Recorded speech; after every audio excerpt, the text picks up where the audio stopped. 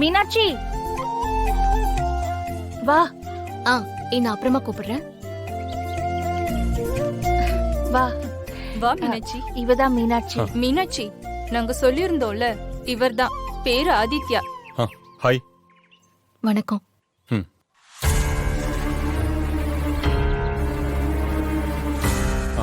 Aunty, இப்போ நான் இவங்க கிட்ட கொஞ்சம் பேசலாம்ல? ஐயோ, தாராளமா பேசலாம். நீங்க வாங்க, உள்ள போய் பேசுங்க. வாங்க. இல்ல இல்ல இல்ல, நீங்க எங்கேயும் போக வேணாம். அப்போ மீனாட்சி, எனக்கு சுத்தி வளைச்செல்லாம் பேச தெரியாது.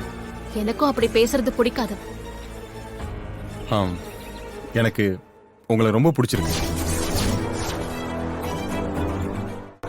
நான் பிசினஸ் பண்ணிட்டு இருக்கேன். எந்த பேட் ஹேபிட்டும் இல்லை. உங்களை மாதிரி ஒரு லைஃப் பார்ட்னர் எனக்கு கிடைச்சா என் லைஃப் ரொம்ப நல்லா இருக்கும்னு நினைக்கிறேன்.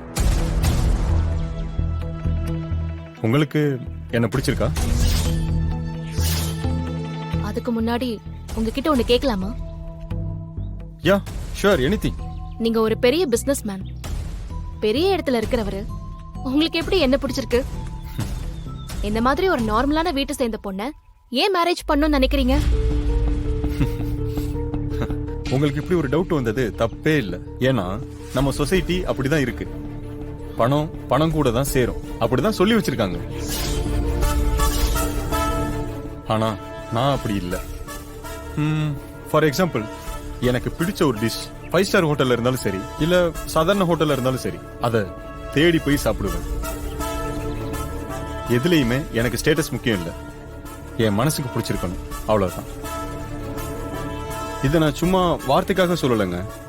நான் யூஸ் பண்ற மொபைல், கார், மற்ற ப்ராடக்ட்ஸ் எல்லாத்துலயுமே எனக்கு பிடிச்ச பிராண்ட நான் பல வருஷம் ஆன அப்புறம் கூட மாத்தாம யூஸ் பண்றேன். சாதாரண ப்ராடக்ட்ஸ்க்கே நான் லாயலா இருக்கேன்னா எனக்கு வரப்போற ஒய்ஃப்க்கு நான் எவ்வளவு லாயலா இருப்பேன்னு நீங்களே யோசிங்க.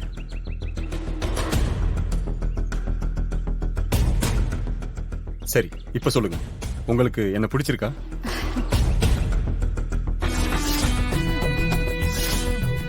நீங்க இவ்ளோ பொறுப்பா பேசுறது எனக்கு பிடிச்சிருக்கு. தேங்க்ஸ். ஆனா என்னால எதுக்கும் உடனே டெசிஷன் எடுக்க முடியாது. எனக்கு ஒரு 1 வீக் டைம் வேணும். ஆக்சுவலா இப்பதான் எனக்கு உங்களை இன்னும் பிடிச்சிருக்கு. மேலோட்டமா பார்த்து ஓகே சொல்லாம இது சரியா வருமா இல்லையான்னு அனலைஸ் பண்ணி ஒரு டிசிஷன் எடுக்க தானே டைம் கேக்குறீங்க. I like this quality. என்னடா இதுக்கே கடுப்பானா எப்படி? இதை விட கடுப்பாகிற மாதிரி சம்பவம் எல்லாம் இனிமே தான் நடக்க போகுது. நீ உன்னை ரோமியோ நினைச்சுக்கிட்டு இருக்க. நோ, நீ ரோட் சைடு ரோமியோ. உன்ன மாதிரி ஆளுங்களுக்கெல்லாம் எங்கேயுமே வேல்யூ இருக்காது. ரோட்ல வச்சு என்ன அடிச்சல்ல பாரு, அதுக்கு காலம் பூரா உனக்கு வலிக்க போகுது. என்ன புரியலையா? மீனாட்சிய நான் கல்யாணம் பண்ணிக்க போறேன்னு சொன்னேன். அதான் உனக்கு லைஃப் டைம் பனிஷ்மெண்டா இருக்கும். பங்காளி, அதுவும் கனவுல கூட நடக்காது. உன்னைய மாதிரி ஒருத்தனை மீனாட்சிக்கு என்னைக்கும் பிடிக்காது. டேய், புடிச்சலாம் ஓகே சொல்லியாச்சுடா. இன்னும் தாலி கட்ட வேண்டியது மட்டும்தான் பாக்கி. யாரு ரொம்ப கற்பனையில மிதக்காத, அப்புறம் பொத்துன்னு கீழே விழுந்து மூக்கு முகரையெல்லாம் பேந்துற போது. விழ போறது யாருன்னு இன்னும் கொஞ்ச நாள்ல தெரியும். எங்க கல்யாணத்துக்கு மறக்காம வந்து நல்லா கொட்டிக்கிட்டு போ, சரியா? இங்க வா வா, உட்காரு. என்னாச்சு சுமதி? சுமதி, என்னாச்சு சுமதி? மீனாட்சி, இங்க வாமா. அம்மா, நீ வா. இங்க பாரு மாமா. என்னாச்சுன்னு தெரியல. என்னாச்சுமா? அம்மா, என்னமா ஆச்சு? என்னாச்சு? அதெல்லாம் ஒண்ணும் இல்ல. அம்மா, என்னாச்சுமா? என்னமா பண்ணுது?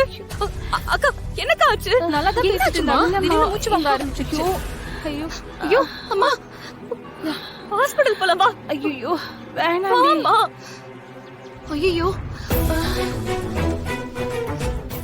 டேப்லெட் வீட்லயே வச்சுட்டு வந்துட்டேம்மா. மீனாட்சி, இவன் என்ன டேப்லெட்? ஐயோ அது இல்ல அம்மாக்கு கொஞ்சம் இந்த ப்ராப்ளம் இருக்குல்ல, அதான் டாக்டர் டேப்லெட் கொடுத்திருக்காரு. என்ன ப்ராப்ளம்? ஏன் என்கிட்ட எதுவுமே சொல்லல? ஐயோ தேனே, ஒண்ணும் இல்லக்கா, நீ பயப்படாத, ஒண்ணும் இல்ல. எனக்கு ஒண்ணுமே இல்ல, நீ ஒண்ணும் பயப்படாத. அம்மா, சின்ன விஷயம்தான்க்கா. இரு, நான் போய் டேப்லெட் வாங்கிட்டு வந்துடுறேன். இரு இரு, நானும் வரேன். இரு. அக்கா, அம்மாவை பாத்துக்கோங்க. போயிட்டு அக்கா, வாக்கா. வந்துடுமா? அக்கா பாத்துக்கோங்க. மீனாட்சி, ஒண்ணும் இல்ல சுமதி, ஒண்ணும் இல்ல. எனக்கு நீ ஒண்ணும் ரிலாக்ஸ் இல்ல. ஆகு, ரிலாக்ஸ் ஆகு. எனக்கு ஒண்ணும் இல்ல இல்ல. சுமதி, ரிலாக்ஸ். டேய். ரெண்டு பேர் வராங்க, ரெண்டாவது அவரவளை தூக்கிடுங்க. ஓகே. ம்